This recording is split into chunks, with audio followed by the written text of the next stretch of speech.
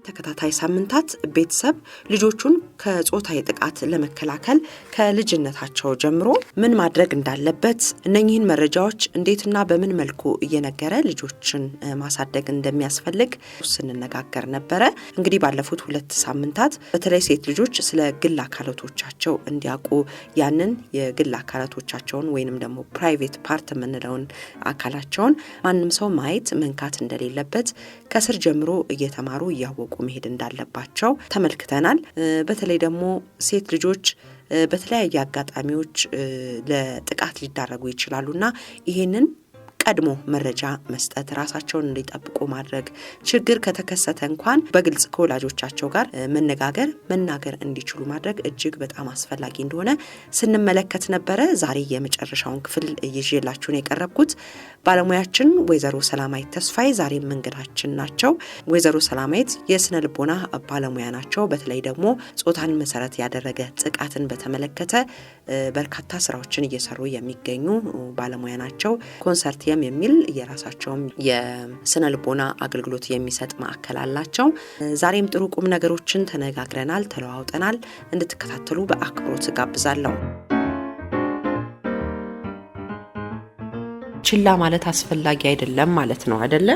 ለምሳሌ ሽንቴን ስሸና እያመመኝ ነው የምትል ልጅን አይ በቃ ታጠቢ ወይ ምናምን ብሎ ችላ ብሎ የሚተው በጣም ብዙ ወላጅ ይኖራል ብዬ አስባለሁኝና በልጆቹ ታሪክ የወላጆቹንም ሁኔታ ታያለሽና ምን ያህል ሴንሲቲቭ ነን ለዚህ ለአቢዩዝ ምን ያህል ልጆቻችን ላይ ትኩረት እንሰጣለን ነው? ችላ የሚል ማህበረሰብ ውስጥ ነው ያለ ነው። ችላ ማለት ሊኖር ይችላል በጣም አለ ብዬ አስባለሁኝ። እኔ ምንድነው መሰለሽ እንደዚህ አይነት ነገሮችን ስንነጋገር ባለ ታሪኮቼን ነው ሳስብ የነበረው። ለምሳሌ አንዲት ልጅ ሽንቷን ስትሸና ያመማት ዝም ማለት፣ ለምሳሌ የሆነ የተመታ ወይ የተደበደበ ነገር አመመኝ እዚህ ጋር ምናምን ስትል ወይ የቀላ ነገር ያዩ ዝም ማለት ችላ ማለት ይመስለኛል። እና ልጆች እንደዚህ አይነት ነገር ሲደርስባቸው መተው በቀጥታ እንደዚህ የደረሰብኝ ነው ብለው አይነግሩንም። በቃ እሱም ማወቅ አለብን። በጣም ሬርሊ ነው እንደዚህ የደረሰብን ነው ብለው የሚነግሩን፣ በአብዛኛው አይደለም። ስለዚህ እንደዚህ አይነት ጥያቄ የሚፈጥሩ ስናይ በደንብ መሄድና ሁኔታውን ቼክ ማድረግ፣ መፈተሽ፣ ከልጆቻችን ጋር ውይይት ማድረግ እና የነገሩን ሁኔታ መረዳት፣ ሕክምና ካስፈለገ ሕክምና ጋይዶ ሌላ ጉዳይ ካለ ችግር ካለ መረዳት ያስፈልጋል ማለት ነው። ሁሉንም እንደዚህ አይነት ምልክቶች የአንድን ሰው ለምሳሌ በጣም እንደሚፈሩ ወይ እንደማይፈልጉ ከዛ ሰው ጋር ጊዜ ማሳለፍ እንደማይፈልጉ ከነገሩን፣ የሆነ ቦታ ላይ መሄድ እንደማይፈልጉ በጣም ደጋግመው ከነገሩን፣ የሆነ ቦታቸው እንዳመማቸው ደጋግመው ከነገሩን። በነገራችን ላይ ሳምታይምስ እንትንም ሊሆን ይችላል። ሶማቲክ ማለት ችግሩ በተለያየ መንገድ የአካላዊ ህመም ሆኖ ሊሰማ ይችላል። ሆዴን አመመኝ ሁሌ የሆነ ሆድ ህመም የሆነ ባክቴሪያ ኖሮ የሆነ ህመም ኖሮ ላይኖር ይችላል። በቃ ጭንቀቱ ጭንቅላቴን አመመኝ ሆዴን አመመኝና የሚሉን ነገሮችን እነዚህን ሁሉ እንደ ቀይ መብራት እንደ በራይተን ቀጥሎ ያሉ ነገሮች መውሰድ ያለብን እርምጃዎች ካሉ ነገሩን በደም ለመመርመር ለመረዳት እንደ መነሻ ልንጠቀምባቸው ይገባሉና ልክ ነሽ። በጣም ችላ ማለት በጣም የተለመደ ነገር ነው። ችላ እየተባለ በተቆየ ቁጥር ጥቃቱ እየቀጠለ ይመጣል። ጥቃቱ እየቀጠለ ሲመጣ አካላዊ የጭንቅላት የሚፈጥረው ችግር እና መወሳሰብ የበልጥ እየጨመረ በቆየ ቁጥር ጥልቀቱ እየጨመረ ይመጣል እና በተለይ ህፃን ሲሆኑ ምን እንደሚሆን ታውቂያለሽ? እንዴት ምላሽ እንደሚሰጡ የኛ ተረታውን ጠላት ከሩቅ አይመጣም በጣም እውነት ነው። ጠላት ከሩቅ አይመጣም። ብዙ ጊዜ እንደዚህ አይነት ጥቃት የሚያደርሱ ሰዎች በነገራችን ላይ በአብዛኛው አካባቢ ያሉ ሰዎች ናቸው። ቤት ውስጥ ጊዜ የሚያሳልፉ ቀድሞ ልጆቹን ግሩም ሲያደርጉ ሲያመቻቹ የቆዩ ሰዎች ናቸው። ልጆቹን የተለዩ እንደሆኑ እንዲሰማቸው ሲያደርጉ ስጦታ ሲሰጡ ሊሆን ይችላል፣ ሲያባብሉ ፍቅር እንደሚወዷቸው ሲያሳዩቸው በተለያየ መንገድ የቆዩ ሰዎች ናቸው እና ልጆቹ ምንድነው የሚያደርጉት? ለልጆች አይምሮ በጣም ከባድ ነው መረዳት። ገባሽ? ይሄ ማምነው ሰው የሚንከባከበኝ ፍቅር የሚሰጠኝ ሰው ከዛም እንደዚህ አይነት ነገር እንትኔን ቫዮሌት የሚያደርግ ሰው የማያደርግ ነገር አረገኝ። ስለዚህ በዛ በህፃን አይምሯቸው ልክ የአይምሮ ቁስል የሚፈጥር ነገር ሲፈጠር የሰው ልጅ ምላሾች የሚባሉ አሉ። አንደኛ መጋፈጥ ነው ነገሩ፣ መጣላት ከሁኔታው ጋር። ለምሳሌ አንበሳ ቢመጣብሽ አንቺ ብለሽ አስቢና አንድ የሚያደርገው ነገር ተጋፍጦ ዋለው በሌለው አቅሙ ከአንበሳው ጋር እንትን ማለት ነው።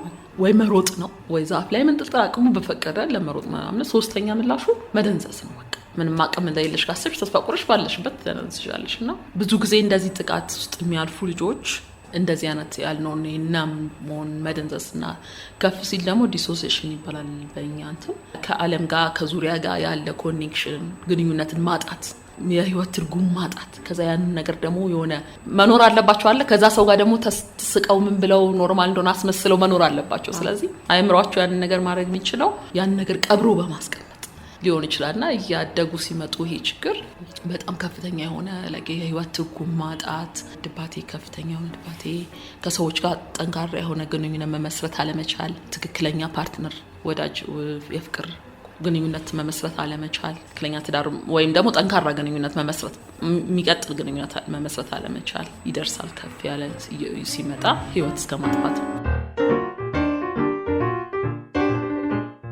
ያክስቴ ልጅ ነበር እና አብረሃት እስከምንመጣ ድረስ አብረሃቱንና እኛ ስንመጣ ደግሞ ወደ ቤት ትመለሳለህ ምናምን አሉት ቢያንስ እሱ የ25 አመት ልጅ ይሆናል ሁሉ ነገር እንደ ወንድም እንደ ታላቅ ወንድም ይመክረኝ ነበር የሆነ ነገር ሲከፋኝ ራሱ አለውልሽ እኔ ወንድምሽ አለውልሽ እንዳይከፋሽ ምናምን እያለ ነበር የሚያኖረኝ ነበር 3 ወር ሙሉና ልክ በመሀል ምን እንደቀየረው አላውቅም በመሀል መጣ ማታ ነው ራት በላ ምናምን እኔ መኝታ ቤት ነበርኩ እሱ ሳሎን ነበር የሚተኛው ነበር ጠጥቶ ይሁን ምን ይሁን እንደተፈጠረ አላውቅም እሱ ጠጥቶ ሊሆን ይችላል በሰዓቱ መጣ እኔ ጋር ምናምን ከዛ እኔ እንቅልፍ ይዞኛል በመሀል ቀሰቀሰኝ መሀል ሌሊት አካባቢ ምንድነው አንተ በዚህ ሌሊት መቀሰቀሰኝ ስለው አይ በቃ ማውራሽ ነገር አለ ምናምን አለኝ እሺ በቃ አውራኝ ምናምን ስለው ቁጭ በይ ማውራሽ ነገር አለ ብለን ቁጭ አልን ወሬ ጀመረ ምንድን ይሄ የሆነ ወንዶች ስሜት ውስጥ የሚከቱት የለም እንደዛ ነገር ማድረግ ምናምን ጀመረና እኔም በሰዓቱ መጮህ አልቻልኩም ጎረቤት ሌላ ነገር ይመስለዋል ምናምን ብዬ ጸጥ እና በቃ የቻልኩትን አቅም ታገየዋለሁ ግን ምንም ሊያሸንፈኝ የቻለው እሱ አቅሜን አሳጣኝ ምንም ነገር ላረግ አልቻልኩም አባቴን ራሱ እንዳላምነው ነው ያረገኝ ከዛ ቀን በኋላ አባቴ ራሱ መተውና ምን ጉንጬ ምናምን ሲስመኝ በቃ ይሄ ነገር ወይኔ አቴንሽን ፈጠረብኝ ጭንቅላቴ ውስጥ በቃ ተይውና ምን እሱ ደግሞ ሌላ ነው ይሄ አባትሽ ደግሞ ምንም አያረግሽም ምናምን ብዬ በቃ በራሴ ሌላ ሀሳብ ውስጥ ገቡና አንድ ጥናት አሁን በልጅነታቸው በጣም እንደዚህ አይነት ከባድ አድቨርስ ቻይልድሁድ ኤክስፒሪየንሲንግ የሚባል ስተዲ ነውና ጥናት ነውና ከባድ ሁኔታ ውስጥ እንዲህ አይነት ሁኔታ ውስጥ ያለፉ ሰዎች ገዛ ካላገኙና ካልፈቱት እድሜያቸው ከፍ ሲል ለህይወትን ሊያሳጡ ለሚችሉ በሽታዎች የመጋለጥ መጠናቸው በጣም ከፍተኛ እንደሆነ ምን አይነት በሽታዎች እንደ ካንሰር የልብ ህመም የደም ግፊት ምናምን እንደዚህ ህይወትን ሊያሳጡ የሚችሉ በሽታዎች የመጋለጥ እንትናቸው ስኳር መጥፎ ህይወትስ ውስጥ የመግባት ለምሳሌ አሁን አብዛኛዎቹ እኛ የምናገኛቸው ሴቶች ባለታሪኮች ከእንደዚህ አይነት ጾታዊ ጥቃት በኋላ ማንም አልቀበል ሲላቸው እገዛ ሲያጡ ይጠፋሉ አንድ ታሪክ ተዛለኝ እዚህ ላይ ልጅቷ ህፃን ልጅ ነች ገጠር ነው በጣም ጎበዝ ተማሪ ነች ግን አይኗን ያማታል እና አይኗን ሲያማት ጠንቋይ ጋር ይወስዷታል የሆነ ነገር ተደርጎባት ነው እስቲ ብለው ይወስዷትና በቃ እዚህ ሆና መማር ትችላለች እዚህ ሆና የሚደረገው እናደርግላታለን ብለው ወላጆች ጥለዋት ይሄዳሉ እዛው በጣም ያቺ ጎበዝ ተማሪ ልጅ እዛው ጠንቋዩ ቤት ትቆያ እውነተኛ ታሪክ ነው ጠንቋዩ ቤት ትቆይና እሱን አገልጋይ ትሆናለች የተወሰነ ጊዜ ነው ትምህርት ቤት መሄድ የቻለችው ከዛ በኋላ በየቀኑ አስገድዶ ይደፍራታል እና ቀድም ያልኩሽ ነገር አባቷ አንዳንዴ እናቷ ይመጣሉ እዛ ጠንቋዩ ቤትና አንዳንዴም ቤት እንድትሄድ ይፈቅድላታል ጠንቋዩ ለማንም ይሄንን ነገር ከተናገርሽ እኔ አምላክ ነኝ እገልሻለሁ ነው የሚላት ስለዚህ እንደምትሞት ነው የምታውቀው ግን እቺ ልጅ የተናገረችው ነገር ምንድነው ቤት ሲሄድ አንድ ቀን አለች በምጥ ነው ሽንቴን ምሸነው አለችና እናቴ እንደውም ተቆጣችኝ አለች እንደውም ምን ሆነሻል ምናምን ከማለት ውጪ ያው የገጠር ሰው ያው ዕውቀት ላይኖር ይችላል ግን ይሄ ለከተማውም ይሰራልና በቃ እየጮኩ ነው የሸናውት አለች ግን ምንም ልታደርገኝ አልቻለችም ስለዚህ ተመልሳ እዛው ነው ሄደችው ከዛ ከጠንቋይ ቤት ጠፍታ መታ ነው አዳማ ሴተኛ ዳሪ ነች እቺ ልጅ አሁን ታሪኳን ስትነግረኝና አብዛኛዎቹ እንግዲህ ቅድም ለተወሳሰበ ለማይድን የጤና ችግር ይዳረጋሉ ማህበራዊ ህይወታቸውም ይበላሻል እንደዚህ አይነት መጥፎ ህይወት ውስጥ የሚገቡም ይኖራሉ እስቲ ንገሪኝ ይሄ ሴተኛ ዳሪ አብዛኛው በሴተኛ ዳሪነት ህይወት ውስጥ ያሉ ሴቶች ጥቃት የደረሰባቸው ሴቶች ብዙ ናቸው እኔም ትዝ የሚለኛው እንዳልኩሽ ጥናቴን ስሰራ የሁለተኛ ዲግሪ ከህፃናት የወሲብ ስራ ተላዳሪ ልጆችም ጋር ውይይት ነበረኝና በጣም በርካታ ልጆች ከፍተኛ የሆነ የጾታዊ ጥቃት ሰለባ የሆኑ ልጆች ናቸው ከቤተሰብ ሸሽተው አምልጠው ከዛ መንገድ ላይ የኢኮኖሚ ችግር ከገጠር ወደ ከተማ ፍልሰት እነሱ እንዳለ ሆነው ይሄም በጣም ከፍተኛ ምክንያት ነው ለልጆች እንደዚህ ሴተኛ ዳሪነት ህይወት ውስጥ እንዲገቡና ለእንደዚህ ያን ነገር ሲጋለጹ ልጆች እንዳልኩሽ ሲጋለጡ አይምሯቸው ነገሩን ተደርተው ኦኬ ይሄ ሰው መጥፎ ነው እኔ እንደዚህ አይነት ነገሮችን በማድረግ ራሴ መጠበቅ እችላለሁ የሚሉት ሪሶርስም አቅምም የላቸው። ስለዚህ ያንን ፔን ለመቋቋም ያንን የያዙትን ውስጣቸው ያለውን ቁስል ለመቋቋም የተለያየ ነገር ሊያደርጉ ይችላሉ። እድሜያቸው ከፍ እያለ ሲመጣ በተለይ የተለያዩ ሱሶች ውስጥ መግባት ገባሽ አልኮል መጠጣት ምን ማለት ከዛ ፕሮሚስኪዩቲ በጣም ከተለያየ ሰው ጋር ራስ እንዳደጋ በሚያጋልጥ ሁኔታ የጾታዊ ግንኙነቶች ውስጥ ራስን ማጋለጥ ከዛ በኋላ ከእድሜያቸው በፊት እድሜያቸው ለአቅመ ሔዋን ሳይደርስ ለእርግዝና መጋለጥ ከዛ አንቺ እንዳወራሹ አይነት ታሪክ ሴተኛ ዳሪነት ለልጅ ለህፃናት የወሲብ ተዳዳሪነት መጋለጥ ነገሮችና የባህሪ ችግር የምንላቸው ራሱ አለ አይደለ በማህበረሰቡ ተቀባይነት የሌላቸው የባህሪ ሁኔታዎችን የማንጸባረቅ ሁኔታቸው ከፍ ይላልና እነዚህ በአብዛኛው እንደ ኮፒንግ ሜካኒዝምም ናቸው። በነገራችን ላይ ለነሱ እንደ አእምሯቸው እንደማከም ነው ህመሙን እንደ ማቋቋሚያውን ሰው ብዙ ጊዜ መጠጥ በጣም በከፍተኛ ደረጃ ሲጠጣ በነገራችን ላይ ያንን ህመሙን የሚያስጨንቀውን የሚለውን ነገር ናም ለማድረግ ለማተንጽስ ለጊዜው ያጠፋ አይነት ስሜት ስለሚሰጠው ሰው እንደዛ አይነት ሱስ ውስጥ የመሳተፍ እንትናቸው በጣም ከፍ ሊያደርገው ይችላል እና ቀጥሎም ወደ ድራስን ወደ ህይወት ወደ ማሳጣት ወደ ማጥፋት ሁኔታ ሊሄዱ ይችላሉ። ምክንያቱም ለልጆች አይምሮ ገና ላላደገ ላልጎለበት አይምሮ በጣም ከባድ ነገር ስለሆነ ለመሸከም ማለት ነው። ስለዚህ እንዴት ነው ጥቃት ደረሰብኝ ብለው ምልክት ያየናቸው አንዳንዴም በአፋቸው ከሌ እንደዚህ አደረገኝ ብለው የሚናገሩም ልጆች ሊኖሩ ይችላሉ። አሁን እዚህ ጋር ምንድነው ልጆች በተለያየ መንገድ ያድጋሉ አይደለ? ለምሳሌ ከወላጆቻቸው ጋር ያድጋሉ፣ አሳዳጊ የሚባሉ አክስት አጎት ጋር ያድጋሉ እና እንዴት ነው ልናናግራቸው የምንችለው? እንዴት ነው ያንን ምልክት አይተን ምንድነው ከዛ በኋላ ማድረግ ያለብን የሚለውን ነገር እንመልከት።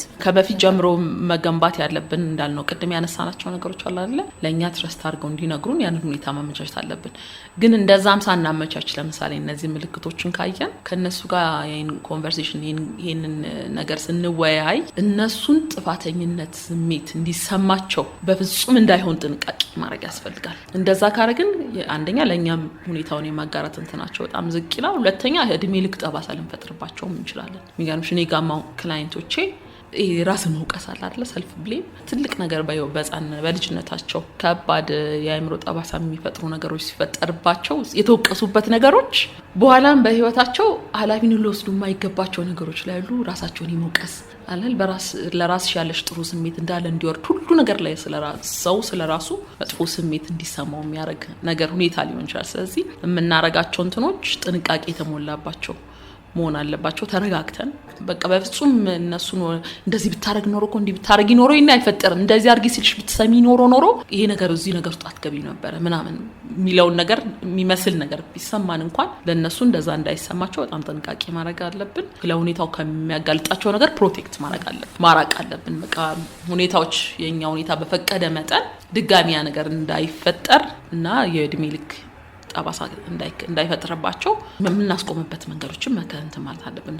በጣም ቀደም ካልኳቸው ነገሮች ተጨማሪ ማለት ነው ወደ ሕክምና መውሰድ ዋን ስቶፕ የስነ ልቦና ምክር አገልግሎት እዚህ ጋር ጥሩ ነገር ነው አይደለ? የጤና ምርመራ ምንም ጥያቄ የለውም። እሱ ከተረዳን በኋላ በተለይ ደግሞ ከተረጋገጠ በኋላ አካባቢያችን እኛ መድረስ በምንችለው መጠን እነዚህም አሁን እንዳልኩሽ የመንግስት ተቋማት ዋን ስቴፕ ሴንተሮቹም እንደዚህ አይነት የምክር አገልግሎት ልገሳ ያደርጋሉ። ከዛም በዘለለ ደግሞ አቅማችን ይፈቅድ ከሆነ በግላችንም የምክር አገልግሎት ባለሙያዎች ጋር በመሄድ ረዘም ያለ ጊዜ እገዛ እንዲያገኙ ሁኔታውን እንዲያልፉ ወደፊት ጥንካሬ እንዲያገኙና እንዳይጎዳቸው ለማድረግ እንደዚህ አይነት እገዛዎችን ማድረግ ያስፈልጋል። ከመጣው ቀናቶች ናቸው። የለችም ገበያ ሄዳ ነበር ወላጅነቴ ማለት ነው። የእንጀራ አባቴ ማውራት ሄዷል። አቤ ነው ብለው ትልቅ ሰው ናቸው። የእሱ ታላቅ ወንድም ነው ብዬሻለሁ። መጣ አዛባ እየዛኩ ነበር እና ሰውን በአካባቢ የለም የዛለት ግማሹ ምርሻ ሄዷል፣ ግማሹ የሆነ ቦታ ሄዷል። በቃ መጣና እንቅና ያደርገኝ እዛ ዛባው ጋር እንደዚህ እየዛኩኝ ማለት ነው። እና እግሬ ሁሉ እንደዚህ ዳለ። ግን ያን ነገር ያደረገኛል ፈርቻ አይደለም። የሆነ ሊጥለኝ ነው የሆነ ቦታ ሊወስድ ሄደው ነው ሀሳቢ እና ደፈረ መነሳት አልቻልኩም። አጎዛው ላይ ተኛው። እዛ የደፈረኝ አጎዛው ላይ ደም በደም ሆኗል። ለማንም ሰው ብታወሪ እገልሻለሁ ምናምን አለኝ። ግን አወራሁ፣ ለእናቴ ነገርኳት። ልባች የተነሳ ትዳሬን አልበትንም፣ አርፈሽ ተቀመጭ፣ ለማንም እንዳታወሪ አለኝ። በቃ አትወደኝ ይመስለኛል፣ አላውቅም፣ አትፈልገኝ። ግን ምንም መጠፋሁት ነገር የለም። አግብታ ነው የወለደች፣ ተደፍራ ምናምንም አይደለም። ቢሆንም ደግሞ የኔ ጥፋት አይደለም። ምንም የሚያረግፈው ነገር የለም። እዛ በፊት የነበረው ታሪኳ የሷ ጥሩ ነው። ብዙ ጊዜ አንድ የሚያጋጥመውን ነገር ልንገርሽና እንቋጫለን። እንግዲህ ተገዳ የተደፈረች አንዲት ልጅ ለምሳሌ ስትናገር ዝም በይ ትባላለች። በቃ ይሄንን ነገር ለምሳሌ አባት ልጁን ደፍሮ ለእናት ስትናገር ከትዳሬ እንዳታቆራረጭ፣ ያክስት ባል እቺ ልጅ ደፍሮ ለአክስት ስትናገር እቺ ልጅ ዝም በይ ከትዳሬ እንዳታቆራረጭ፣ የኔ ባል እንደዚህ አያደርግም፣ እከሌ ልጄ አያደርግም፣ አሁኑኑ ልብስሽን ጠቅልለሽ ይዘሽ ውጪ የሚባሉ ሴቶች ብዙ ናቸው። በጣም ብዙ ታሪኮች እዚህ ጋር ስለማውቅ ነውና ምን አይነት መልእክት ነው የምታስተላልፊው ለነኚህ ሰዎች፣ ለነኚህ ሴቶች፣ ለነኚህ አሳዳጊዎች፣ ወላጆች? እንደዚህ የተጠቃችን አንዲት ህጻን ልጅን አልተደረግሽም ሂጂ ውጪ፣ እንደውም የኔ ባል የኔ ልጅ እንደዚህ አያደርግም የሚባሉ ሴቶች ብዙ ናቸው። አሁን አንድ አረፍተ ነገር በመናገር እኔ መመለስ የምችለው ነገር አይደለም። እንዳልኩሽ እነዛ ሰዎች ምን አይነት ሁኔታ ውስጥ ነው ያለፉት? ይህን ነገር የመረዳት እንትን አቅም አላቸው ወይ? ከዛ እነሱ ጥቃት በደረሰባቸው ጊዜ ምን አይነት ምላሽ አገኙ ሲያድጉ? እንደዚህ አይነት ነገሮችም ዲተርመን ያደርጋሉ ምን አይነት ምላሽ እንሰጣለን። ግን ከዛ ደግሞ ኢንስቲቱሽናል ሰፖርት አለ፣ የተቋማት እገዛ አለ ወይ? ልጆች ወላጆቻቸው ጋር እንደዚህ አይነት ምላሽ ባላገኙ ጊዜ የሚሄዱበት ምን ማድረግ ይችላሉ የሚለውም ሌላ ጥያቄ ነው። ምን አይነት ሰፖርት አለ? ግን ምን ቢሆን ጥሩ ነው እንደዚህ አይነት ነገር የሚያቃሁን እነኚህ ወላጆች ወይም እነኚህ አሳዳጊዎች ከሊ እንዲህ አላረገሽም እንደውም ፈጥረሽ ነው አንቺ የሚባሉ ልጆች አሉና ምን ቢደረግ ጥሩ ነው? እንደዚህ በጣም ስህተት ነው። ይሄ በጣም ከፍተኛ ስህተት ነው። በነገራችን ቅድም ማለት ልጆች የውሸታቸውን እንኳን ብለን ብናስብ እውነት ያልሆኑ ነገሮች እንኳን እኛ ጋር መተው በነገሩን ጊዜ ማዳመጥና ለሁኔታው ምላሽ መስጠት እንደወላጅ ከኛ ሊያገኙ የሚገባው መብታቸው ነው። በነገራችን ላይ መብታቸው ነው። በህግም በዓለም አቀፍ ህግጋትም በእኛ ሀገር መብትም ልጆች እንደዚህ አይነት ፕሮቴክሽን እንደዚህ አይነት ጥበቃና ከለላ ያስፈልግ መብታቸው ነው ያንን ማግኘት። ይሄንን መረዳት ያስፈልጋል። ስለዚህ እንደዛ ስናደርግ ልጆችን ይሄማ አልተፈጠረም ውሸትሽን ነው ፈጥረሽ ነው እያለን ሲሆን እንደዚህ በምናደርግ ጊዜ ከጥቃት አድራጊው ጎን እንደተባበር ማወቅ አለብን። በነገራችን ላይ እሱን ነው እያደረግን ያለ ነውና የልብም ይሰማዋል። ያንን ጥቃት እንደውም ይቀጥልበታል። እንግዲህ በብዙዎች እንደምናየው ጥያቄ የለውም። ምክንያቱም እንዳልኩሽ ብዙ ጊዜ የሚጠቀሙትም ሄደሽ ብትናገርም ማንም የሚያምንህ እኮ የለም የሚሰማህ የለም ነው። ስለዚህ ያን ነገር አንደኛ ሲያረጋግጥ ልጁ ምን አይነት በቃ ኮላፕስ ምን አይነት ውድቀት ውስጥ እንደሚያምሩ እንትን ውስጥ እንደሚያልፍ አስቢ። ልጁ ጥቃት የደረሰበት ልጅ ወይ ልጅቷ አጥቂው ሄደሽ ብትናገሪ ማንም እኔን ነው እንጂ አንቺን የሚያምን ሰው የለም ተብሎ የተነገረው ልጅ ከዛ ወላጅ እናቱ አባቱ ጋር ሄዶ እንደዚህ ደረሰብኝ ብላ ሲናገር ከዛ ውሸታ ይሄማ የፈጠርክ ነው አንተ ታጋነ ሁሌም የምታጋነ ምናምን ሚል አይነት ምላሽ ሲያገኙ ትውልድ የሚገል ነገር ነው። ገባሻለ? ትውልድ የሚያበላሽ ይሄ ልጅ አሁን ይቺ ልጅ አድጋ እንዴት ነው ኮፕ የምታደርገው?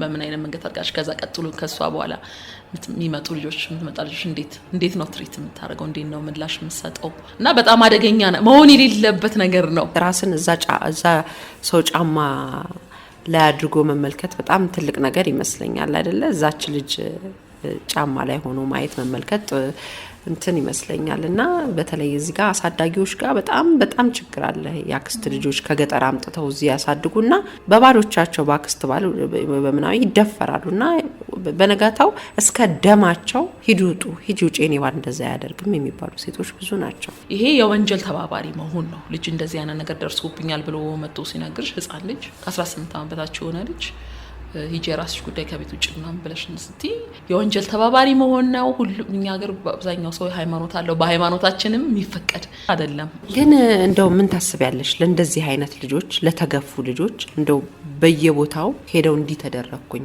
ብለው ይሄ ፕሮቴክት የሚደረጉበት ተጠብቀው የሚቀመጡበት አይነት ነገር ቢፈጠር ይሄ ያጋጠማቸውን ትራውማ በደንብ የሚናገሩበት በነጻነት አይነት ነገር የሆኑ ሴንተሮች ቢቋቋሙ አላቅም። ግን ምን ታስቢያለሽ? አሁን በጣም ብዙ ሴቶች እንደዚህ የሆኑ ወደ አልፈለጉት ህይወት፣ ወደ ሴተኛ አዳሪነት ህይወት፣ ወደ ጎዳና ተዳዳሪ ለበለጠ አቢዩዝ ይጋለጣሉና ምን ቢደረግ ጥሩ ነው? በጣም ብዙ አይነት መልክ ያለው መፍትሄ የሚያስፈልገው ነገር ነው። ከአገራዊ መፍትሄ የሚያስፈልገው ነገር ነው አይደለ? እንደዚህ አይነት ችግር ያለባቸው ልጆች በኢንስቲትዩሽን ደረጃ በቂ አለ ወይ? ለምሳሌ ህጻናት የሚያሳድጉ የተሟላ እንትን ያላቸው አቅርቦት አለ ወይ? ከሀገር ማደግ ጋር አንድ ላይ የሚሄድ ነገር ነው እና ህጻናት አገር ናቸው አይደለ?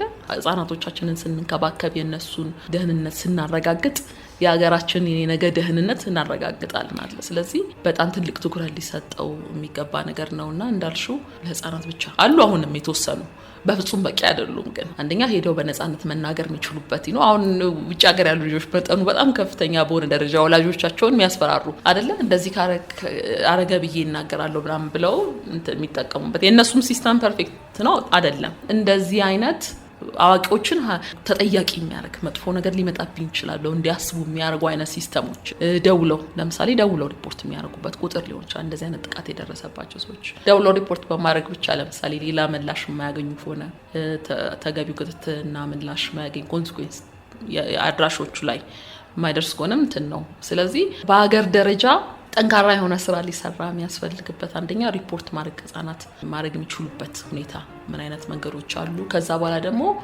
ልጆች ፕሮቴክት የሚደረጉበት የሚጠበቁበት ጥበቃና ከለላ የሚያገኙበት ተቋማት በጣም ተጠናክረው መሰራት አለባቸው። ምክንያቱም ልጆች ማለት አገር ማለት ናቸው። አሁን ቅድም ያነሳናቸው ነገሮች ሁሉ ከጾታዊ ግንኙነት ጋር በተገናኘ ያለ እድሜያቸው በየትኛውም ሁኔታ ላይ እንደዚህ አይነት ሁኔታ ማጋለጥ ወንጀል ነው።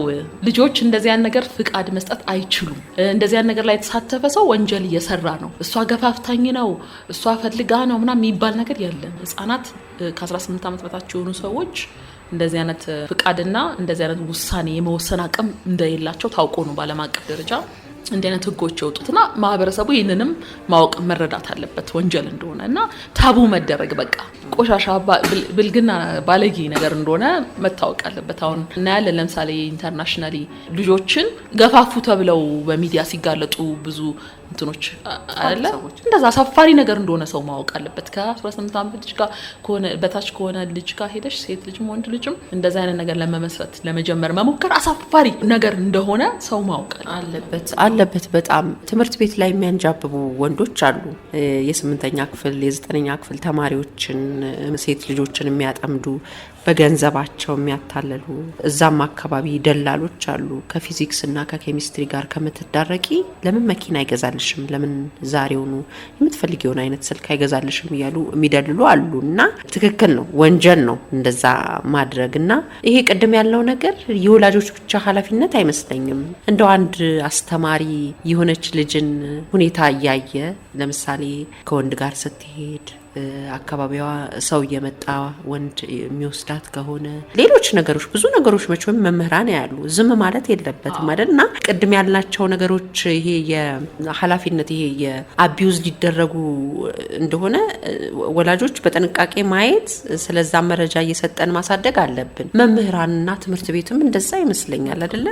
ልጅ የሚያድገው በማህበረሰብ ነው ይባላል። እንዳልሽው ነው፣ ወላጅ ብቻ አያሳድግም። 24 ሰዓት ሙሉ ልጅን ለሰከንድ አይኑ ሳይነቅ መኖር አይችልም። ስለዚህ እኛም ሁሉም ሰው በአካባቢ ያለው ኃላፊነት መውሰድ አለበት። እንዲህ አይነት ነገር ውትነት ስናይ ሼም ማድረግ ሊያሳፍር የሚገባው እንደዚህ አይነት ነገር ላይ ተሳተፉ ልጆች ሳይሆኑ አፍራት እንዲሰማቸው ሊደረግ የሚገባው እንዲህ አይነት ነገር እንዳልሹ የሚያበረታታ ደላላ፣ እንዲህ አይነት ነገር የሚያደርግ አዋቂ መኪና አቁሞ ህጻናትን ቢክ የሚያደርግ እነሱ የሚያሳፍር ትምህርት የባህሪ ለውጥ ሊደረግ የሚገባበት ኤሪያ ነው። በባህሪ ለውጥ ምክንያቱም ልጆችን በእንደዚህ አይነት ሁኔታ የሚገፋፉ ሰዎች ወንጀለኞች ናቸው እና አሳፋሪ ተግባር ነው የሚለውን ማህበረሰቡ እንዲስማማበትና እንዲረዳው የሚያደርጉ የተለያዩ ሙቭመንቶችን ማድረግ ከዛ ሁሉም ሰው አቅሙ በፈቀደ ልጆችን በእንደዚህ አይነት መንገድ የመጠበቅ እንትኑ ከፍ ይላል ማለት ነው።